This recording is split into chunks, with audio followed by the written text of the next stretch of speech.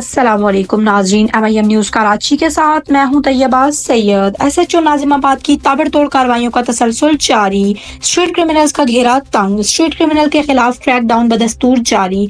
जनाब SSP central Zeeshan Siddiqui Sahib की हिदायत पर जराइम पेशा के खिलाफ मुसलसल कार्रवाइयां जारी रखते हुए गिरफ्तार शुदा मुलजिम बनाम कादिर बख्श वल्द करीम बख्श मुलजिम के कब्जा से एक जर 12 बोर रिपीटर 3 राउंड जिंदा एक motorcycle number KBC 8970 maker hero कब्जा पुलिस में ली गई।